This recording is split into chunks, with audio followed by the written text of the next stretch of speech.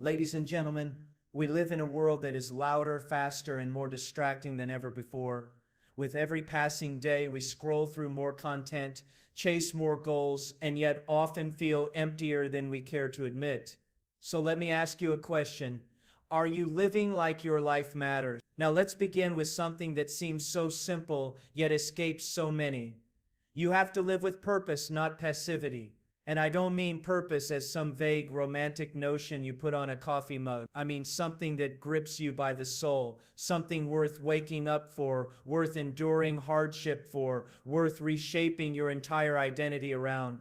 Because the default mode of existence, this passive drifting through time, is not neutral. It eats away at you. You know this. Everyone knows this. You spend a week doing nothing of real value, scrolling, watching, numbing, and you feel it. It's like a slow spiritual rot, and we pretend we don't see it. We call it rest or relaxation or being chill or whatever euphemism we come up with to justify a life devoid of direction. But deep down, you know when you're wasting your time. You feel that quiet ache inside you. That's your conscience. That's the voice you've been trained to ignore. Now here's something you must understand. Meaning doesn't find you, you find it. You dig for it, like you're searching for gold buried in a dangerous cave. You pick up responsibility, you aim at something higher than comfort or pleasure or the approval of your peers. You act as if your life has inherent significance because, well, it does. And when you live that way, when you choose direction over distraction, something extraordinary happens. You start to change. Your anxiety doesn't disappear, it transforms. It turns into alertness, vigilance, and strength. Your depression, in many cases, starts to lift, not through wishful thinking, but because you stop living in chaos and you start ordering your world.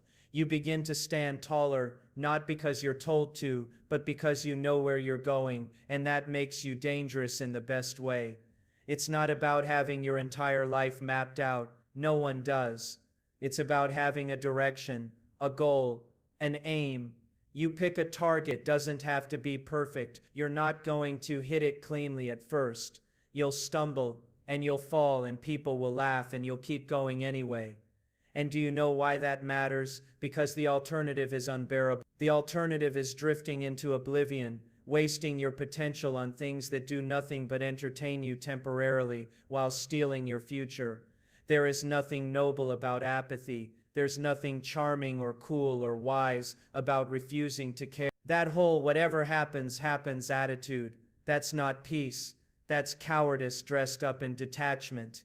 It's fear. Fear of failing, fear of committing, fear of standing for something.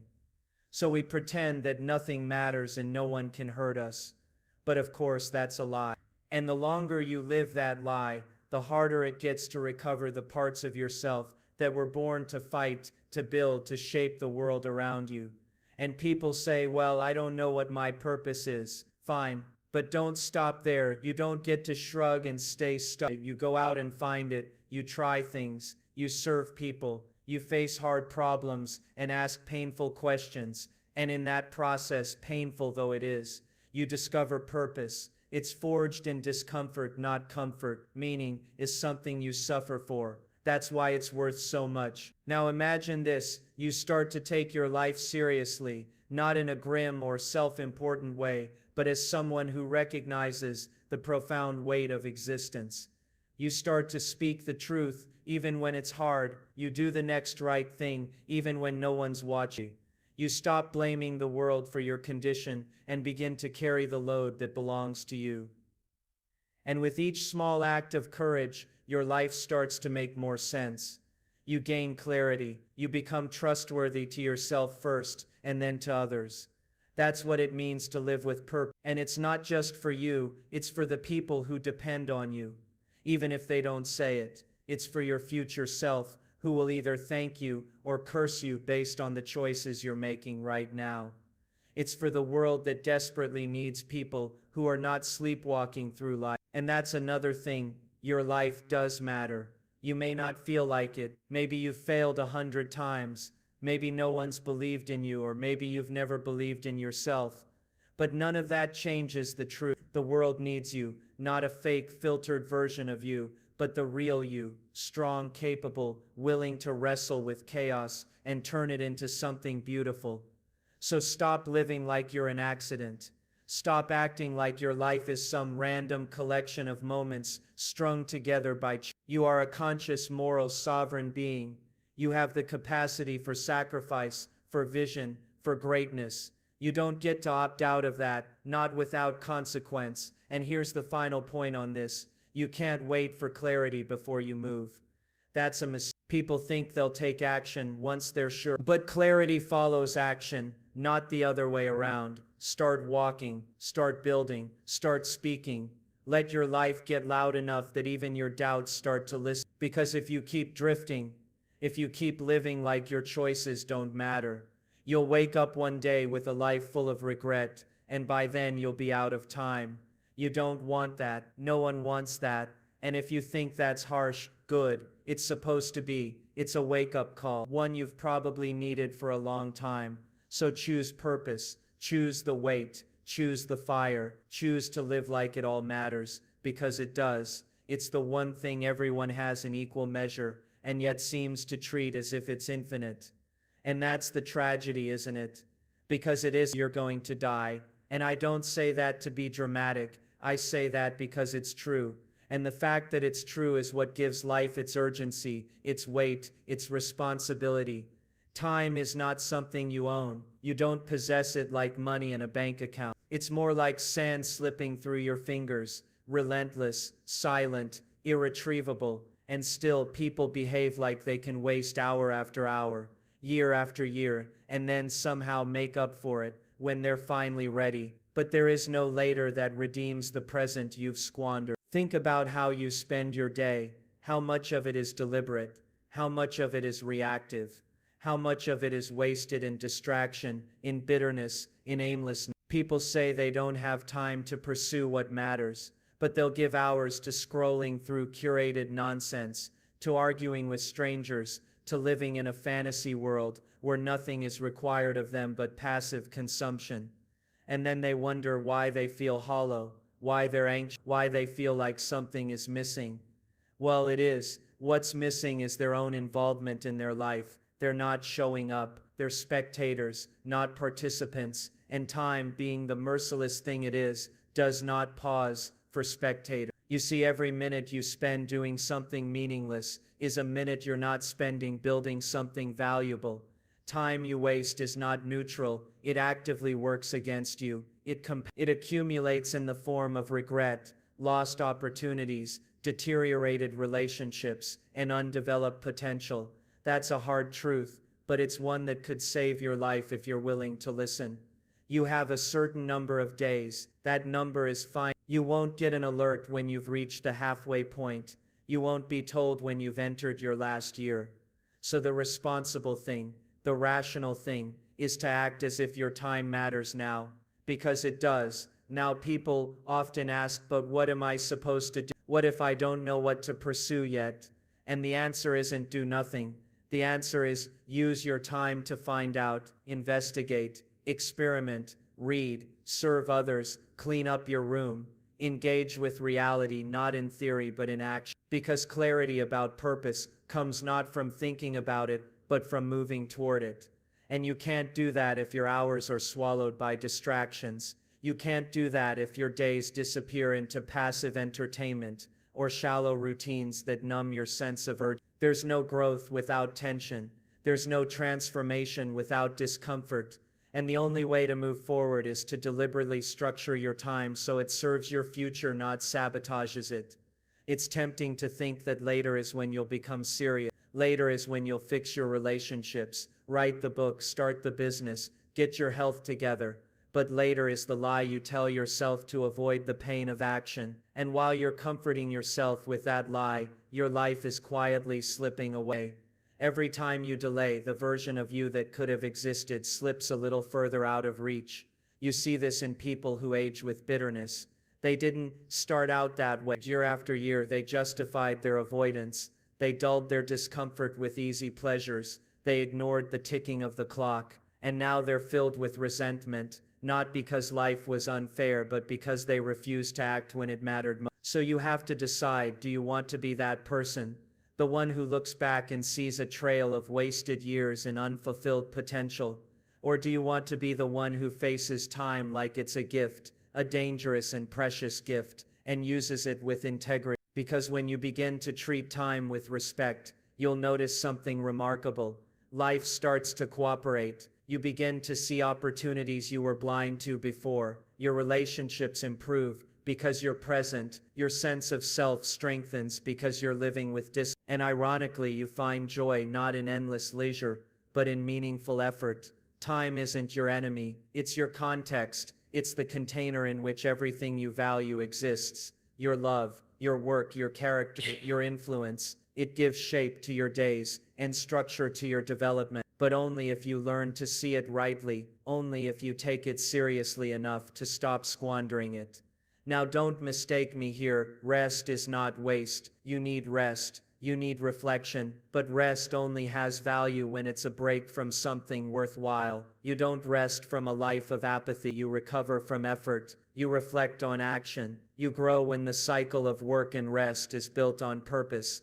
But if all you do is rest, if all you do is seek ease, you're not resting, you're decaying. And that's not living, that's hiding. So what does this mean practically? It means you start scheduling your day with intention. Not every moment has to be productive, but every moment should be accounted for. You start setting boundaries around your time, because not everyone deserves access to it. You stop saying yes to things that pull you away from your priorities. You learn to endure boredom without numbing yourself, and you choose every day to do the hard thing first, because that's what separates the ones who rise from the ones who waste away. Discipline, sacrifice, a clear-eyed view of the clock ticking, not as a threat, but as a call to action. And look, it's not about being obsessed, it's about being aware that your life is a limited resource, aware that every choice you make either builds or erodes your future, aware that your time is the raw material from which your destiny is formed. So start now, not tomorrow, not next month, right now. Take the next hour seriously.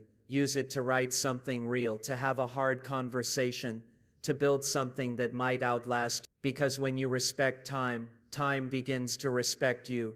And that's the only way forward.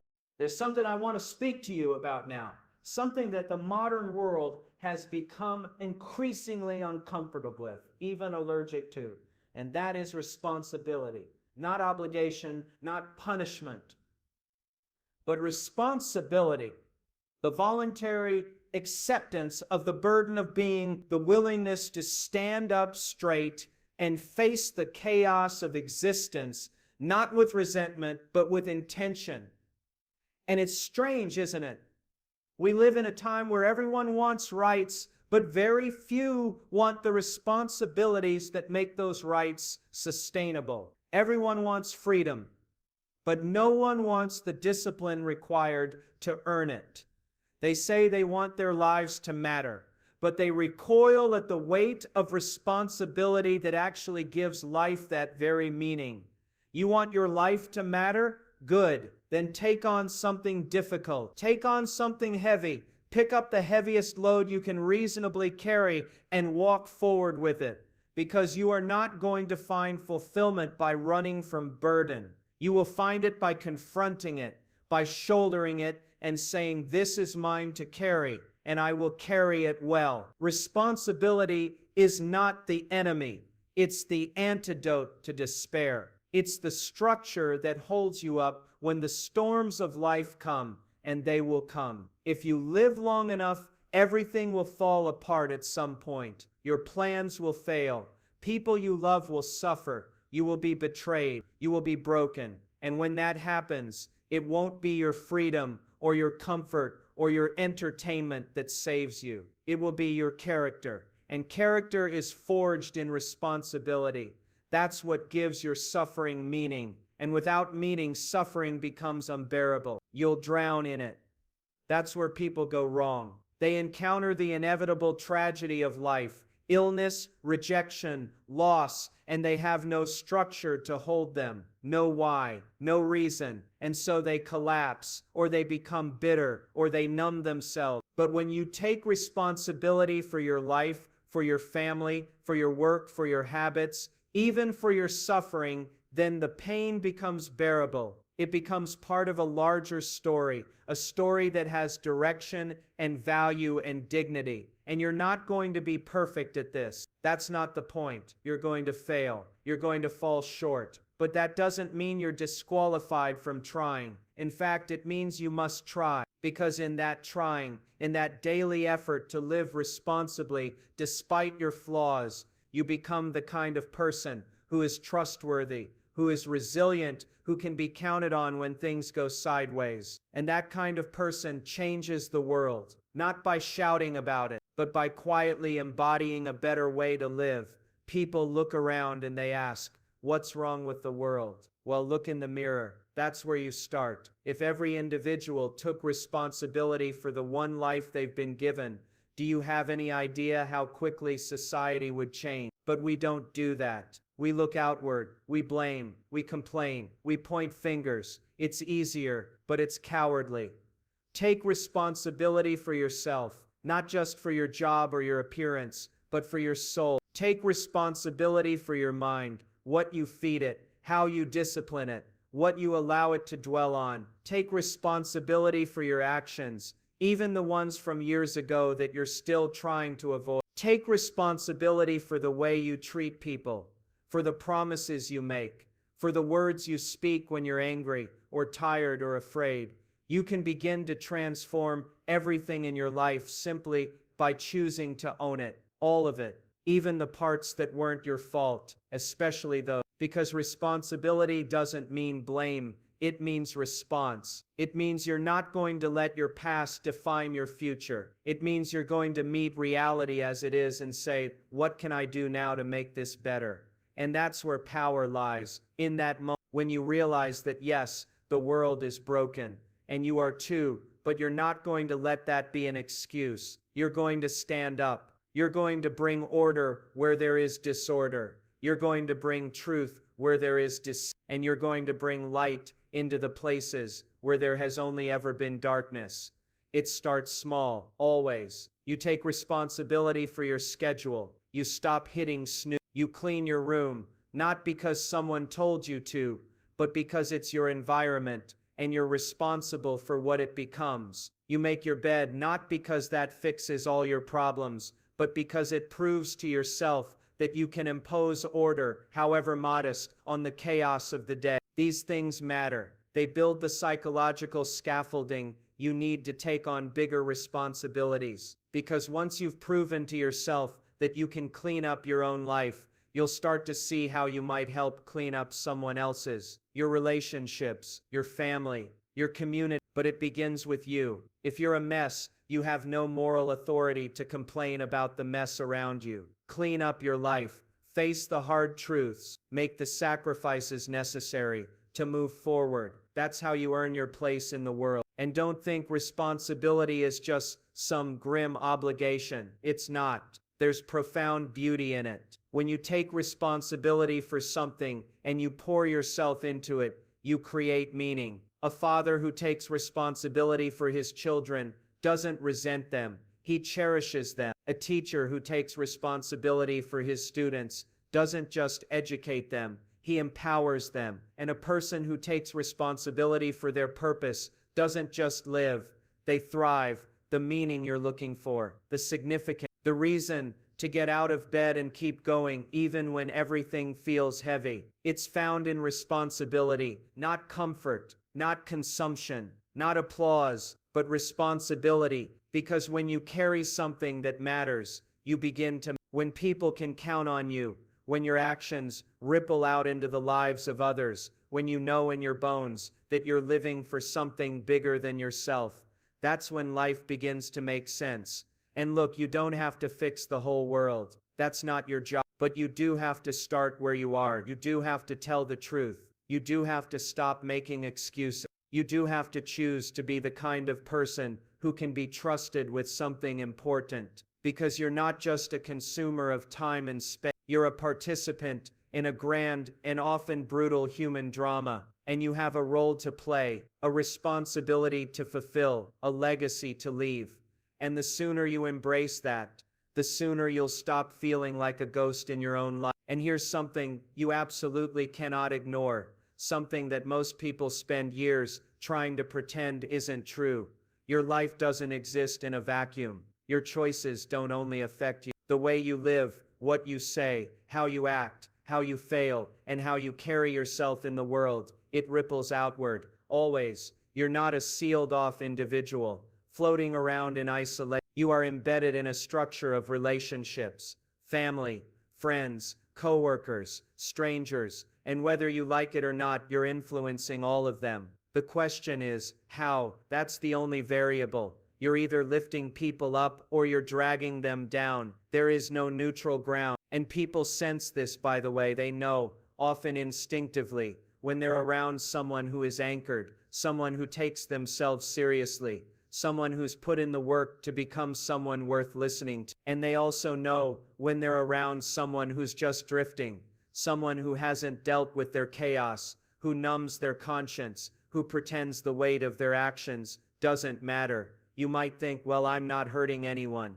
but that's not enough. That's the lowest possible standard. You can go through life thinking that as long as you aren't doing harm, you're doing okay. But the truth is, inaction has consequences too. Wasted potential is harmful. Bitterness is harmful. Neglect is harmful. Silence in the face of lies is harmful. We forget that damage isn't always loud. Sometimes it's slow and quiet, like erosion. So take a hard look at how you're living. Ask yourself, what kind of effect am I having on the people around me? Am I someone who makes others stronger just by being present? Or am I pulling them into my dysfunction? Am I helping people confront the truth, or enabling them to stay comfortable in their delusions? And you don't have to be perfect to be a positive force. You just have to be aiming upward. That effort, that struggle to live truthfully, to align yourself with what is good and meaningful, it matters. People are watching even when you think they aren't, especially children.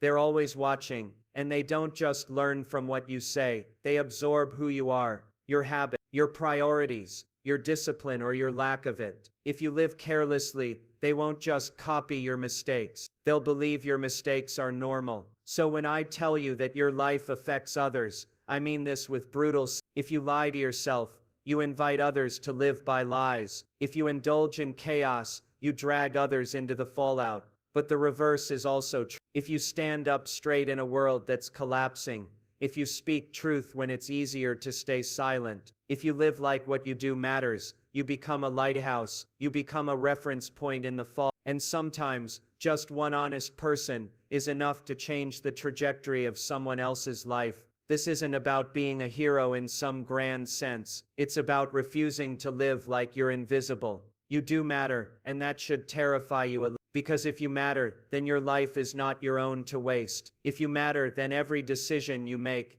echoes into places you'll never see. And that means you have a moral obligation to be deliberate, to stop coasting, to stop waiting for someone else to set the standard. Think about how many people suffer, not because of some large, evil act, but because of millions of small acts of negligence. A father who was physically present, but emotionally absent. A friend who saw someone slipping and stayed silent. A coworker who chose comfort over courage. You don't have to be malevolent to cause harm. You just have to be careless. And the world is already full of people who are careless. So choose to be different. Choose to be the kind of person whose presence brings order, whose words carry weight, whose actions inspire. That kind of person isn't born, they're built. One hard decision at a time, one honest conversation at a time, one refusal to waste another day. And that process, it requires sacrifice. You'll have to give up your laziness, your excuses, your need to be liked by everyone. But what you gain in return is something far more powerful, the ability to shape reality for the better. And that's not an exaggeration. The truth is, you have no idea how far your influence reaches. A single act of courage, a single word spoken in truth, a single life lived with integrity. It can trigger a chain reaction. You might never see the results. You might never know the full impact. But it happens. People are watching. People are learning. And when you choose to live deliberately, you're giving them permission to do the same. This is especially true in a culture that celebrates distraction, indulgence, and moral relativism. When you live with purpose, you're rebelling against that. You're showing people a better way, not by preaching it, by embodying it, by proving that it's possible to rise above the noise, that it's possible to live with standards, that it's possible to be grounded in something real. And that's what this all comes down to. You can continue to live as if nothing matters, as if your actions vanish into the void, or you can live as though everything matters, as though the way you carry yourself in the world could make someone else's life a little better, or a lot better. The world doesn't need more people seeking their own comfort. It needs more people willing to carry weight, to speak truth, to shine light. People who live like their decisions matter. People who understand that they are both the architect and the consequence of the life they build. So live with that weight, not with fear, but with resolve. Because when you take your life seriously, when you live deliberately, when you hold yourself to a higher standard, not only do you change, but everyone around you begins to change too.